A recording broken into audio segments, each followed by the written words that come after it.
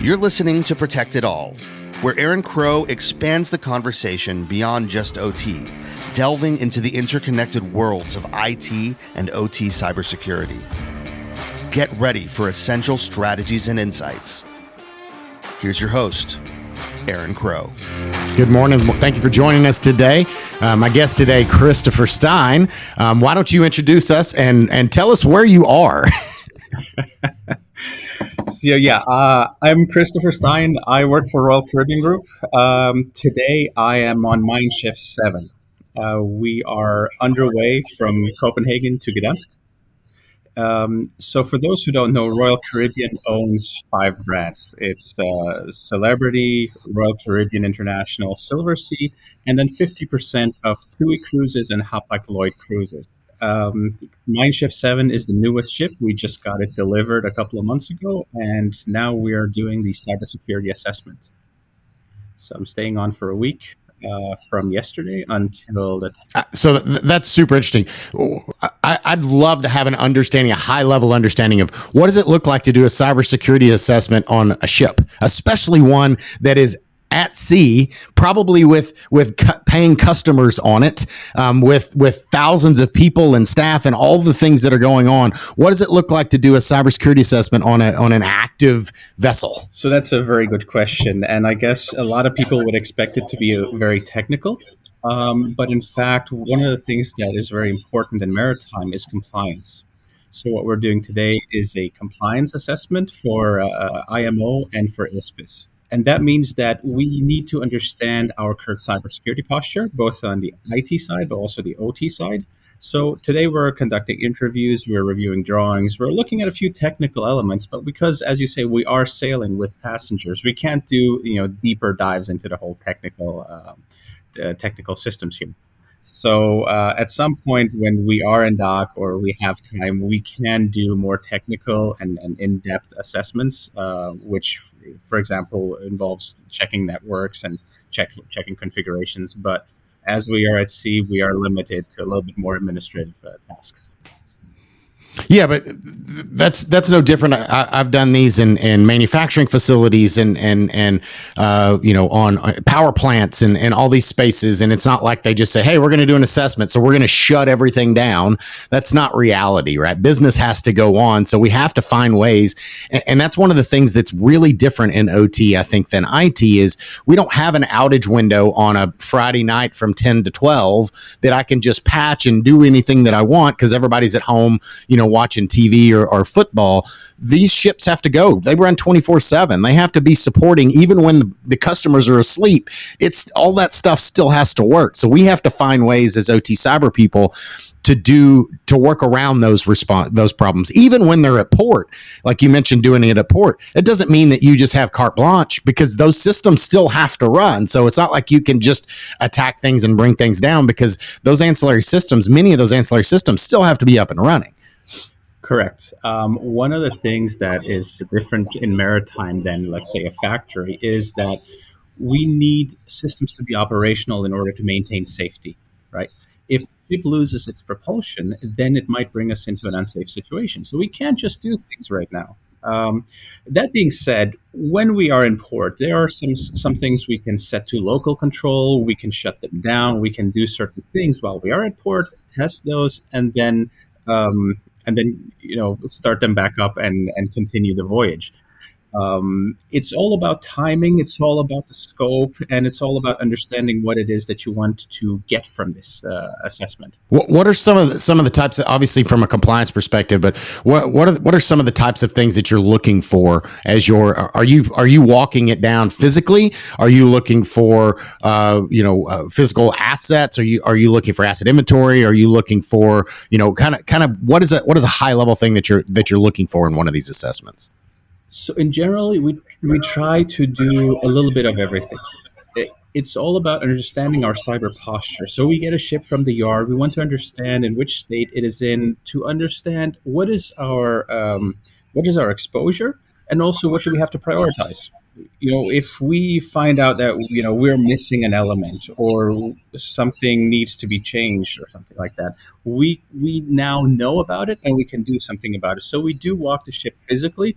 We do check the drawings. We do check technical items. We basically do a top to bottom approach on the system. Yeah, that's super interesting. And I really want to hit home and how I have these conversations a lot, and it, when I'm at conferences, I just got back from Black Hat and DEF CON, and I was at RSA earlier, and I still have a lot of people come up to me, and they just don't necessarily understand the difference between OT and IT.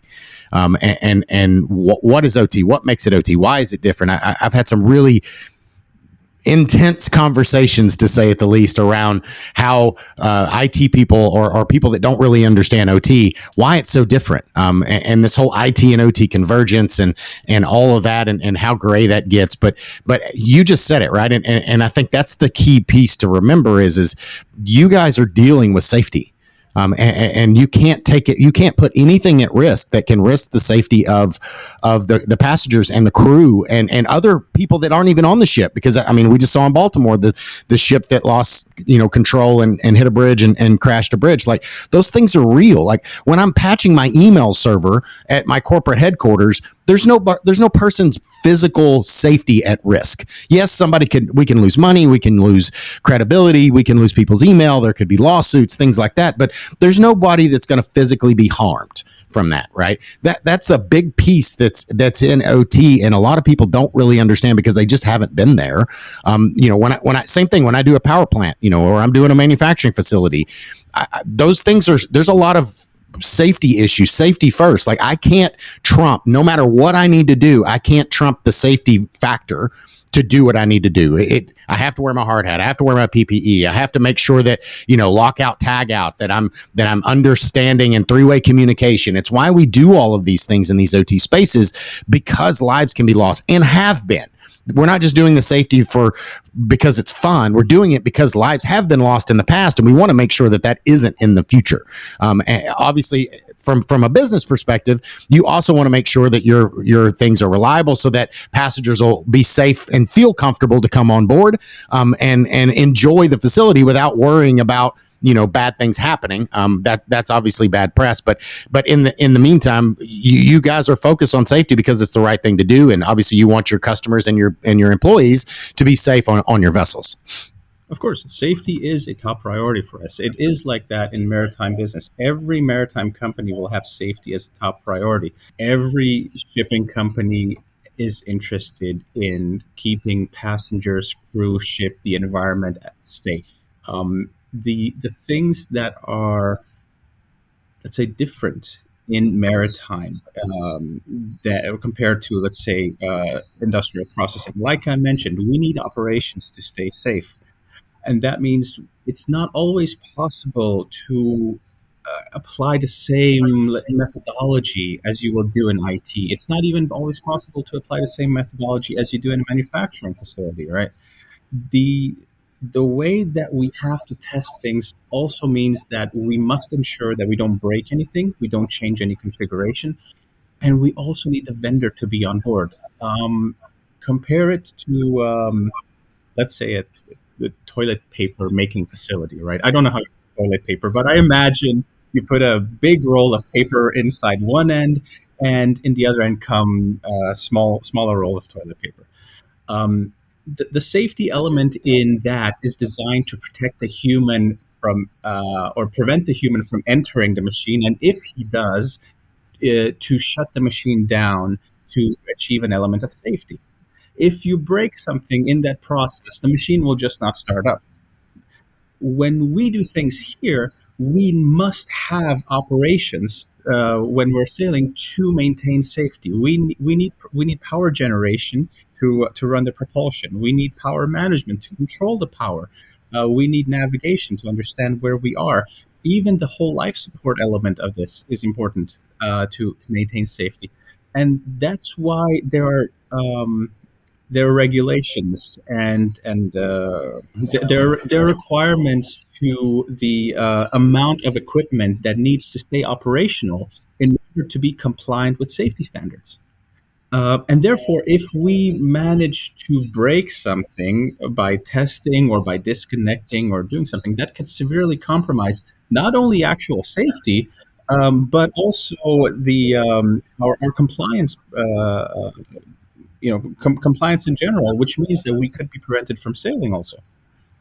So there are a ton of elements that come into managing a ship, operating a ship, maintaining safety, and cybersecurity is just a part of it, which is quite small but may have a big impact if misused.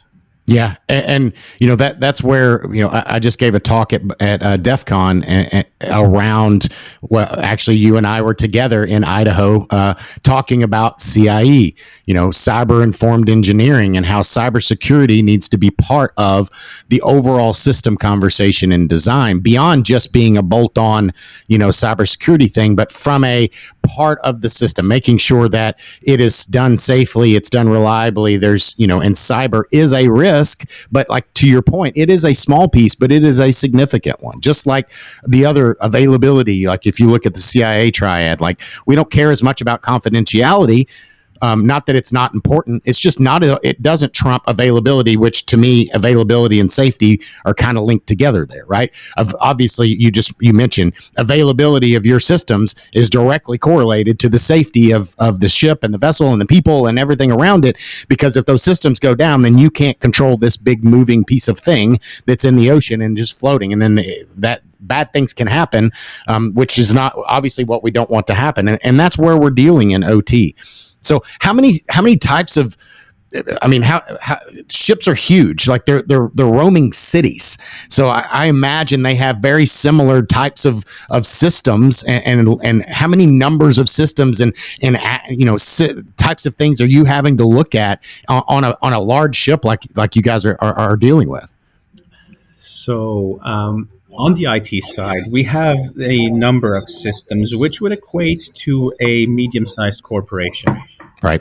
Everything is tied into the passenger management systems. It's connected to all the shops that we have, all the services that we offer.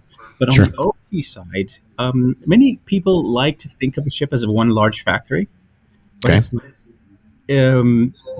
A ship is a constellation of between 30 and 70 smaller factories. Okay. Right? You have power as a plant. You have water, reverse osmosis. Water treatment facility, just like you would in a city, right? Yeah. Yes. Reverse osmosis is for generating drinking water. You would have water treatment for the ballast water before we let it out. You would have treatment for all the sewage water. So many people don't even realize the amount of treatment that we give water before we let it out. It's actually cleaner than the water we take in. All right. So it's there are a ton of functions that we need to have running. In general, we can do almost everything ourselves on the ships. We need to load food, we need to load fuel, a small amount of chemicals for this and that, but otherwise we produce a lot on ship, we treat a lot on ship. So yeah, we can, it's very self-sustaining. Yeah, that's impressive. I mean, I've been on a cruise and I've seen it, but I've also been because I have that OT background.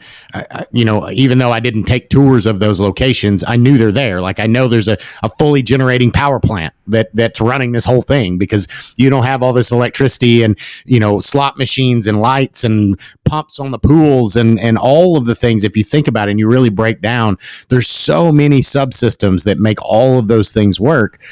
That are huge, even beyond, I've done some conversating and working with, like the military, Navy, obviously their ships are huge as well, but even them, they don't have some of the entertainment type things. Like they don't have a pool on deck. Like obviously they have other things, but they don't have a pool. They don't have a casino. They don't have, water slides and roller coasters and a lot of the things that a lot of these amazing ships have these days that are just huge and thousands of people, that all of those systems. And different than in the military as well. If one of those systems goes down the military, an ancillary system that's an entertainment type, they're soldiers. They may complain, but they're there because they have to be. Whereas if I'm a paying customer and one of those systems goes down, then you have customer, upset, and you're having to give refunds, you're losing money. Like, all of those things are impactful from a financial perspective, as well as customer satisfaction and all those types of things. So that's an amazingly huge thing with a bunch of balls in the air that all of these things have to work perfectly in concert to make sure that each one of these trips are successful to all the people that are coming on. And it's just a huge amount of moving parts to be successful, and relying on technology for a lot of that. Of course. And while the systems might be categorized differently, you have IT, you have entertainment, you have OT, etc. And even within those categories, there are different categories of systems. Sure. We do tend to treat all the systems with the same seriousness, if you will. Sure. Because for us, it's if the financial impact on a cruise is no different from lack of entertainment than lack of propulsion. So the systems that we have on board, as we categorize them in IT and OT and ET, we still consider all the systems important. Right? So when we do assessments, when we look at how to protect them, when we analyze the attack surface, the exposure, etc., we treat all systems similar. The connections that these systems would have to our corporate office are also treated in the same way, no matter if they are for an entertainment system or for an IT system. It's all equally important because it provides access in one way or another to the ship. Sure. It's obvious in OT and IT. There's lots of incidents that have happened in the world, right? Colonial Pipeline, all these other things that have impacted OT. So there's a lot of argument of, was that an OT attack? Was that an OT incident or not? And I've always been a proponent of that, in that it doesn't matter. It doesn't matter if the system was quote unquote categorized as OT. Did it impact the thing? Right? Colonial Pipeline, it wasn't an OT system, but they couldn't, measure the amount of things that were going down the pipeline, so they had to shut it off. So it impacted OT. It impacted the availability, the reliability. The same thing would be truthful in your ship. If they couldn't, something simple, if they couldn't count all the passengers that are coming back on from port accurately, that's going to impact the ability for your ship to be able to leave port, because you aren't able to understand if all of now, obviously you have backup systems and all that kind of stuff. Like, this is obviously a very high level example, but it just goes to show systems that are not technically OT can still impact the availability, the safety, the reliability, y'all's ability to bill. I mean, even going beyond that, like the entertainment systems, as you're buying drinks, or you're buying, direct TV or the entertainment on your televisions, all those things are going to impact customer satisfaction and your ability to bill. Like, every one of those things has an impact. Yes, it's not necessarily, I can't drive the ship. There's a severity of the impact, but impact is impact. And you're going to make financial and safety decisions based on the access of those available systems and your backup systems to be able to run through, whether or not there's a true incident that we would report as a cyber thing. And that's the other piece. They're not all cyber events. They're not all China trying to attack us or some bad state actor. Sometimes it's just something broke. Right. And it wasn't a cyber attack, but it's still something that brought down a system that makes you not be able to do something that you need to do for your compliance and for your internal policy to say, if we don't have these things, then we're not going to do next. Right. We stop here until we find a way to fix this, or, have a backup system, et cetera. Correct. And that is the largest reason is, of course, that everything is now digital. Everything is running on computers. So no matter if you have IT or OT, it's running on a computer. And that computer is a computer that you go and buy. And just like you buy it in Best Buy, it's running a commercial operating system. It could be Linux. It could be Windows. So they are subject to the same vulnerabilities that your office computer is. And therefore, because of the safety implications and the operational implications, we have to do much more to protect those and consider all the vectors that could affect the system. And you're absolutely right. It doesn't have to be a cyber incident. It could be something as simple as a thing that's breaking, right? We need redundancies, we need spare parts, we need things on board that enable us to fix things immediately. Otherwise, it could have an impact on safety or on revenue or our reputation or any element that is part of running ships. The transition, if you will, from mechanical things in the OT space to digitalized things, to computer-based systems, has enabled us to do a million good things. Right? It enables us to have better control of fuel consumption. It allows us insight into how we operate the ship, optimize the way that we do things. It allows us to relieve the crew from doing tedious tasks and have them do something that's more meaningful. And that with that comes the, let's say, whatever comes with having things running on a computer, Sure. and that's both good or bad. So there are many factors to consider, and we just need to ensure that we have all of our bases covered. So how many ships do you guys currently have that you have to maintain and kind of keep up with? Like, it's not a small number, I know. Across the group, I believe it's 68. So basically, you have 68 cities with 40 to 50 or 70, I think you said, different factories inside of it, from power plants and all these types of things. So you guys are managing a huge impact. Like that, the scope of that. Most people, I want our listeners to understand the magnitude of, again, human life, cities at sea. You're going to different countries with different rules and legalities, like all of these things, customs and passport management, and people coming on and joining from different locations, and all of these things are up in the air. And obviously, not all of that is on your shoulders, but as a big entity, all of those things are factors in how you make sure that you get from point A to point B, because the customer just join. They join at this port and they get off over here, and did they have a good time? Right? Did they go see the things they wanted to see? Did they have a good time? Did they swim? Did they drink the food? Was it good food, or drink and eat and all the things? But there's so much that goes on behind the scenes to make their enjoyable vacation, effortless. Like they don't want to see behind the scenes. They just want to show up and get a drink and get a coffee and get a donut and get the food and all the things. But there's so much that goes on behind the scenes that most people don't even see or understand. You're absolutely right. The experience that comes from cruising is largely because we have a fantastic crew. I would say no matter which company you cruise with, no matter what ship you're looking at, the crew that's working on that ship is working really hard day and night to either deliver your cargo, make sure that you have a great cruise, sail you from point A to point B if it's a ferry or whatever it is. So ship crews work really, really hard, and they deserve much more respect than I do, because I'm on the ship for a week and I just do my assessments. But these people, they work 24 hours a day, working much, much harder than shoreside people. And of course, we are dependent on each other, right? Yeah. But here's the thing, right? A ship can live without cyber, but I cannot live without the ship.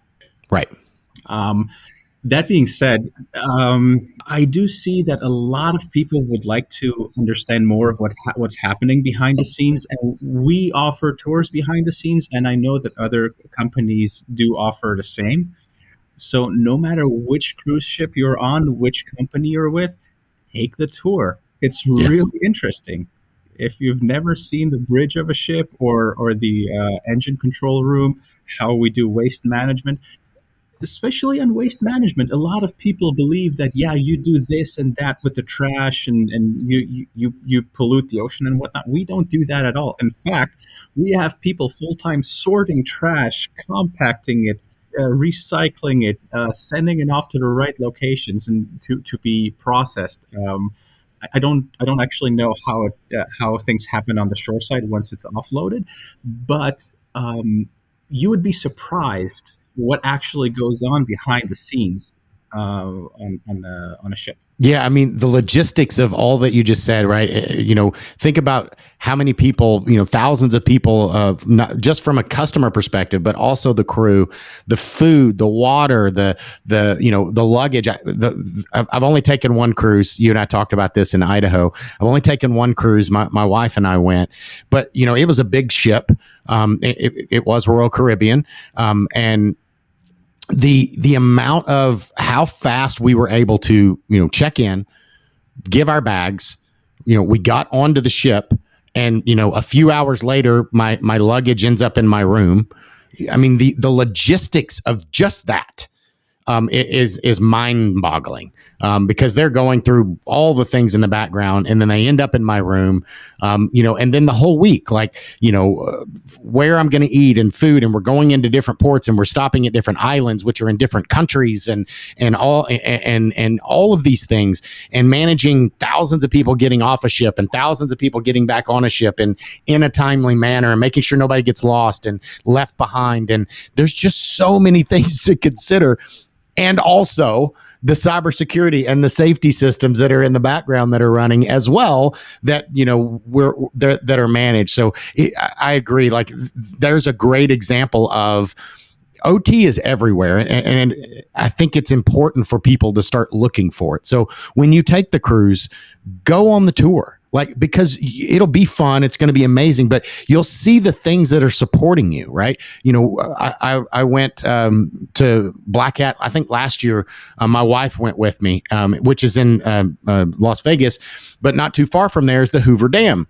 So we rented a car and drove to the Hoover Dam, and I took a tour with her, which, I grew up around power plants. I've seen them 1,000 times.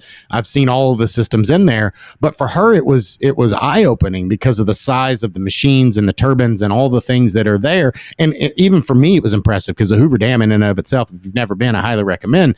But little things like that, it opens your eyes to see the complexity of the things that many of us take for granted. We turn the light switch on and the lights come on, but we don't exactly understand. Most people don't understand how difficult it is for these lights and this technology to work. I remember setting up our home internet and having battery backup. And we were in the middle of a storm, and right after I did it at home, we lost power. It was a rainstorm, and I'm in Texas, so there was like a tornado. And my kids and my wife were sitting in the living room, no lights, but the kids are still on their iPads and on their phones surfing the internet. And I looked over at my wife and I was like, "You realize what's going on?" She's like, "No, what do you mean?" I'm like, "You realize we're all still on the internet?" She's like, "Yeah." I'm like, "You don't realize that we don't have electricity, but our internet still works?" And she's like, "Oh, how's that?" And I'm like, "Exactly." So I kind of explained it to her, but she didn't even think about it. Right. It was just, it worked. She knew it was going to work because I just make sure it works, and she just took it for granted. Now she sees it, but it's just funny. Little things like that. It didn't take me much. It's not like I'm a rocket scientist. I just put a battery backup so that the internet equipment would stay up. But still, that was something that she didn't even recognize. She just expected it to work because our internet always works. No, that's true. I mean, the amount of dependencies it requires just to have like a small app on your phone running, or your internet be up, or, as you said, the lights in your house to be on. Yeah. It's amazing. Um, Previously, it required a lot of humans. Now it requires a lot of technology. Yeah. And so the operational technology, while many people might think, yeah, well, it's just this or it's just that, the most complex things that we have are controlled by the simplest, right? The relays, the switches, the contactors, the PLCs that control those things are so simple, right?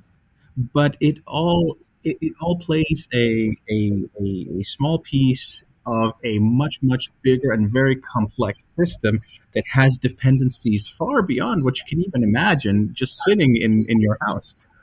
You know, Absolutely. I know you said you're in Texas, and I know that the power grid is disconnected. We're not going to get into that, but in the rest of the U.S. and in Europe, um, the interconnections between different power grids in different countries, the way that power is converted and switched and transmitted from one country to another when there is too much sun here but not enough base load over there. We transmit power. We convert it to high voltage. Some cables are DC, so we have to convert AC to DC, then convert it back. It's absolutely mind-boggling, the complexity. Yep. Yeah, and diving into that real quick is there's a reason. So I've worked for 20 something years, and a lot of that time has been spent in power utility in Texas. And Texas is its own grid, but part of that is because of the reliability. Because the United States is so large. The East Coast is a grid, the West Coast is a grid, and Texas is a grid. And part of that is because we need. People don't understand, but you need power to start a power plant. Like. It's the chicken and the egg conversation. I can't fire up a power plant without electricity. I need electricity to start the electric power plant. So there's a process called black start. So we have these black start plants that can start from diesel fire generators and things like that. That can get one going, and then that has enough energy to get the next one going, and then the next one, and the next one, and then you can get enough rolling generation going so that you can start the grid back on track. So Texas has DC ties, so AC/DC. We have DC ties into Louisiana, Oklahoma, Arizona, and Mexico. And the reason for that is because part of that is because of back in the day, the East Coast, we had rolling blackouts that impacted the entire East Coast of our country.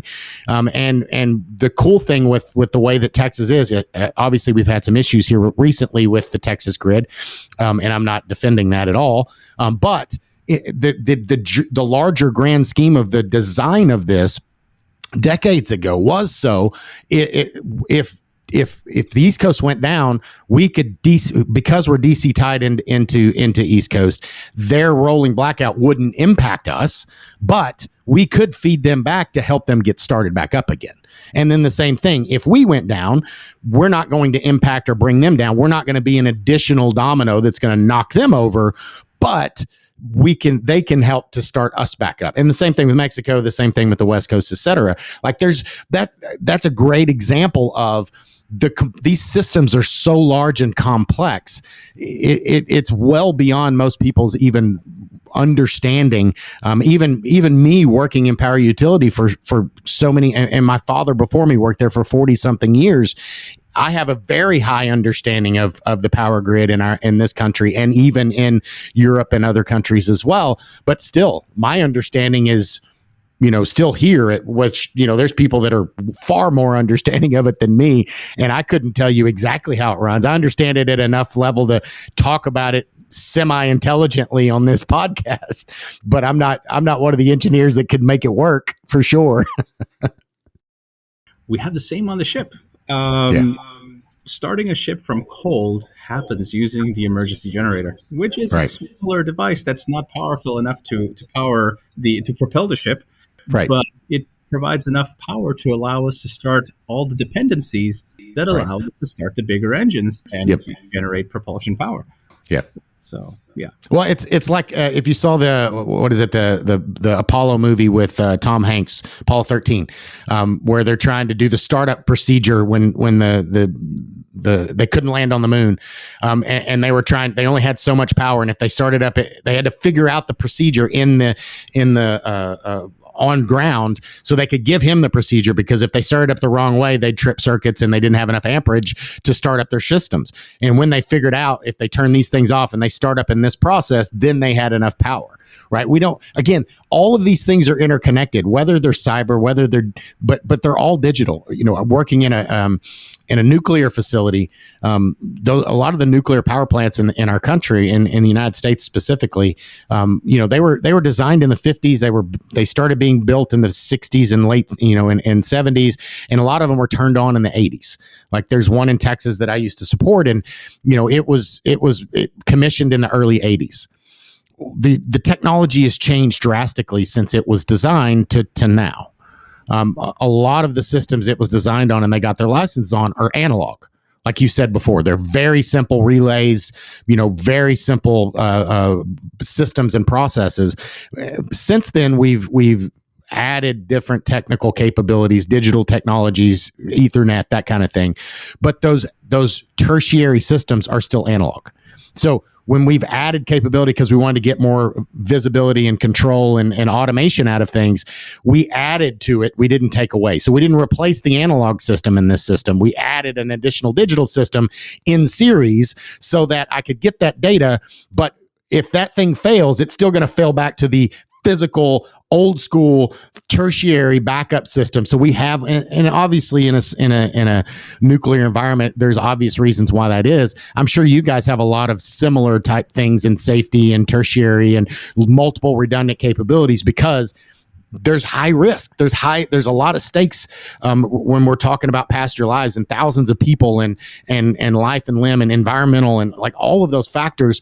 So where, the little factory that's building toilet paper, like you mentioned, the risk isn't that high. The worst case scenario is, yes, there is safety issues in any physical thing like that, but maybe it's a few people. Not saying that that's an acceptable loss, but at the same time, it's not the same as 4,000 or 5,000 people on a ship that could be impacted by an incident. So obviously you're going to focus and spend more and have more tertiary and more safety systems to ensure those critical processes are not we're never going to be unable to control. Like maybe it goes back to a manual process, but I still have control in some way. Correct.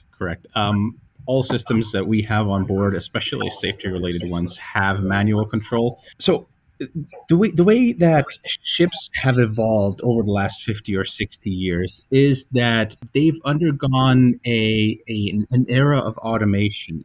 And what that means in practice is that we're still doing the same things on the ships that we did 40 years ago, but we're now doing it digitally that allows us to use less crew to monitor the system. We can now have crew come and entertain the passengers instead of sitting down and looking at the gauges and the bars and temperatures and whatnot. And with that, as you said, we've added things on top of the physical layers that ease management, ease monitoring, ease control, but they do not take away the fundamental function of that. Everything is still physics. So we will have, while we do not necessarily in the engine control room have all the manual controls there because now everything is digital and happens on the monitors, we can always go down in the engine room itself into the machinery space and press the button. Yeah. Because that's where the magic happens. The engine control room is a quiet, climate controlled space that is comfortable for people to sit in. So we don't have to send them down in the machinery space all the time. Absolutely. Even something as simple, and again, this is something that if you haven't worked in an OT space, something as simple as what we call operator rounds. So if you think about when you've got equipment back in the day, before we had all the capability to digitally send data and be able to read the setting of a valve or the temperature or the pressure on a particular area, you had to send an operator down there to look at a physical gauge and inspect, okay, this is within tolerance. So they would have to do that every so frequently throughout the day, and they would have certain machines and equipment that they're responsible for. So they would physically walk those things, put hands on things, look and make sure things sounded right, things looked right, the pressure, like all of those things. Those operators could just touch a pipe and understand, because they've known what good looks like and what bad looks like. They know when something's out of norm, right? It's like you're in your car and you've driven it for 1,000 miles or for a long time and something's not right. Like there's a vibration, there's, it's not shifting right or whatever. You can just tell because you've driven that car so many times, what good feels like, and something's different, right? So that's what we used to do. It was all physical. We still do that, but we don't have to do it as much with humans because we have more ability to trend and get those readings digitally, remotely. I can send those trends and the temperatures and pressures and valve placement and all that type of stuff to these computer systems. Now we can better say, hey, instead of having to go do these things all the time, I can send them, hey, there's something going on here. Go take a look at that thing. Again, that doesn't mean that we don't send an operator to do random, to make sure that the gauges are accurate, but it means that I can do more with less people that have to physically put hands on things. It makes us more efficient.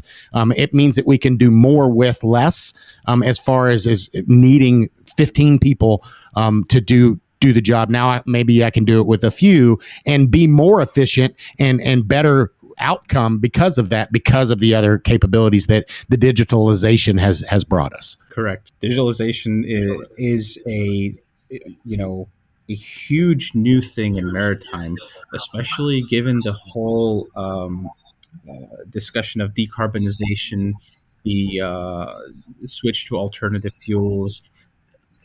It helps us understand our operations, right? We can now measure things that were impossible to measure before, or really difficult to measure before. We have sensors everywhere now. We can tell you anything at any time on the ship that you can say, well, okay, this is impacted by X or Y or Z. If we trim here, if we do that, if we add or change or remove something, then we can optimize the operation. We can save fuel. We can lower our emission. We can sail faster or slower. We can arrive just in time at a certain port because of X or Y or Z. So Yep. It really has had a huge impact in shipping, and will continue to have that over the next many, many years as maritime sort of catches up on the digital evolution, with big data and AI and whatnot. Yeah, that's exciting. I can't even imagine, people that got on a ship, in the 1800s. They probably, coming from another country. Let's just talk about people that came to America, for instance. They got on a ship in Ireland or Scotland or wherever they were coming from, and they'd probably never seen or really understood what this America was or this place that they were going to. They got on a ship. They probably weren't sitting in a fancy, nothing like what you're sitting in today, in the comfort and Wi-Fi and food and drinks and air conditioning and all of that type of stuff. And they traveled across the ocean with analog systems, with physical people running them. Obviously, we've heard of incidents like hitting icebergs and things like that in the middle of the ocean, but storms and loss of power, any number of things could have happened.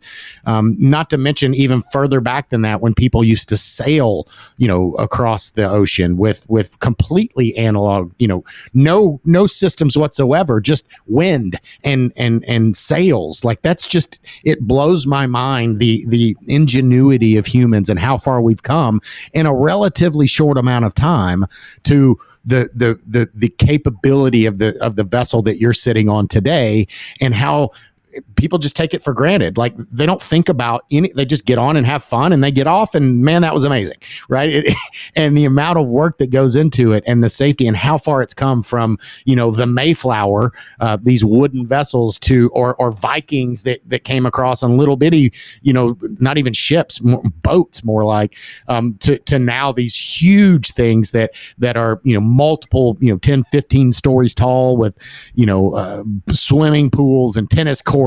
And it's just incredible that we take it for granted these days. And yeah, let's go on a cruise. It's simple and it's fun. Let's take a 10-day cruise and take the whole family and unlimited food, and it's just a blast. And we happen to be floating across the ocean and going to different countries, but that's normal, right? That's super normal.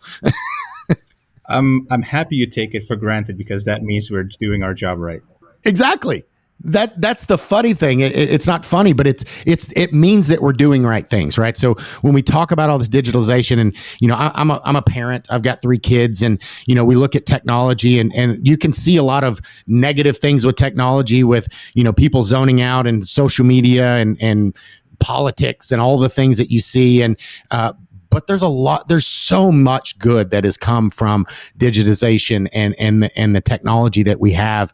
Our cars are safer. I've got, crash detectors in my car and airbags and, all of these things that it's a lot safer now to the point that nobody was taking a cruise for fun 200 years ago. Like, they were doing it to get from a place to a place. And it wasn't really an enjoyable trip.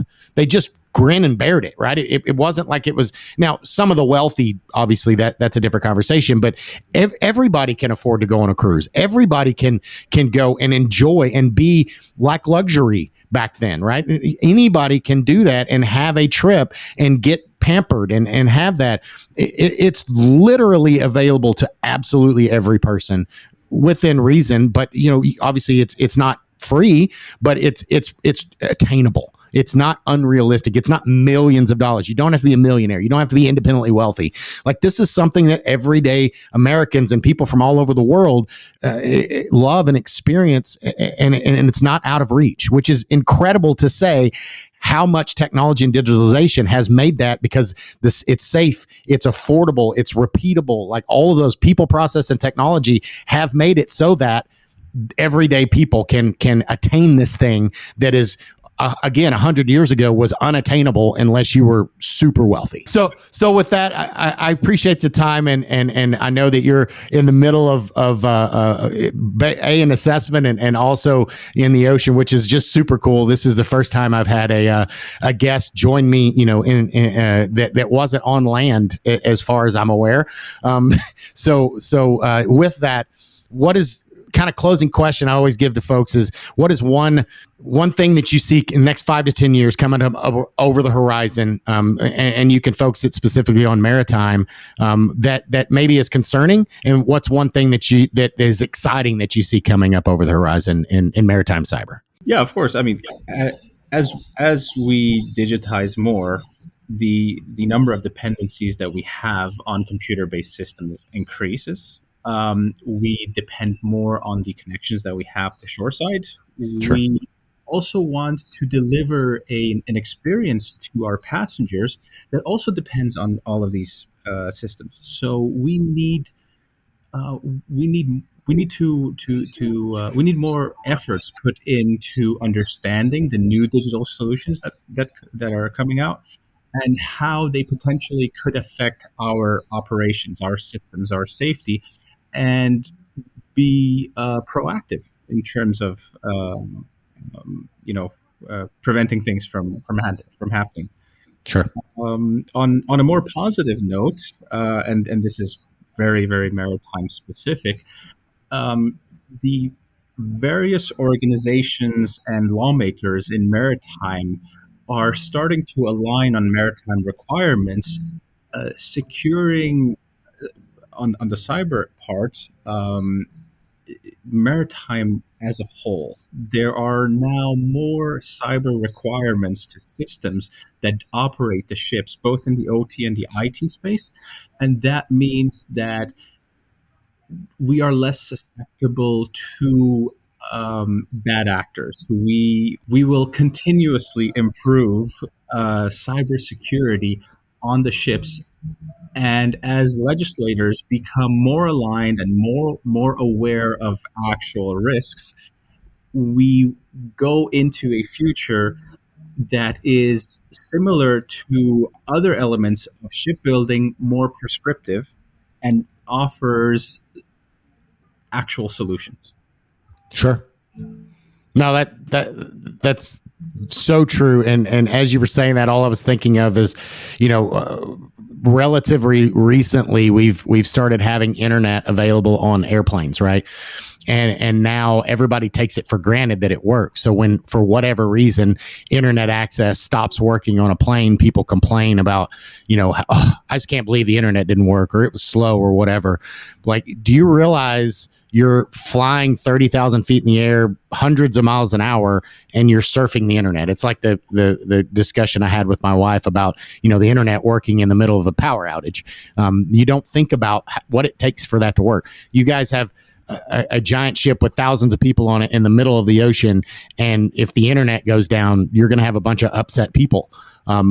Which is funny because the amount of things that it takes to make all of that work is beyond most people's comprehension, but people take it for granted. And that's a good thing. We, like you said before, we want them to take it for granted because that just means that you're doing your stuff right. But the amount of things that it takes to make all of that trip be successful is incredible. So I'm excited to see the changes and the focus being put in the maritime environment, obviously for the entertainment side, but also in shipping and all of the things, because we are as a society very dependent on our maritime environment, both for entertainment, like on a cruise ship, but also getting goods and services across the ocean. And there's just no better way to do it that we've come up with today.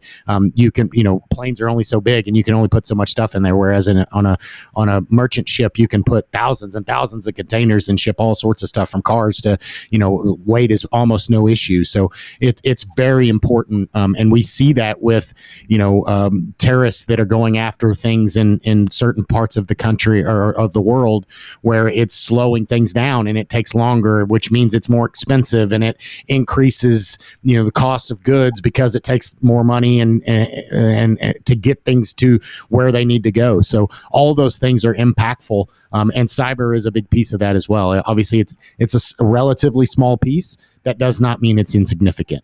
So I applaud you, sir, for all that you guys do, and definitely next time I take a cruise, I will definitely be taking the tour and taking my wife so she can see all of the dependencies and all the cool stuff behind the scenes that go into making that awesome experience so effortless as a customer. I'm happy to have had the opportunity to join this podcast, and I hope that I've inspired you and your listeners to open your minds a little bit about what actually happens on a ship.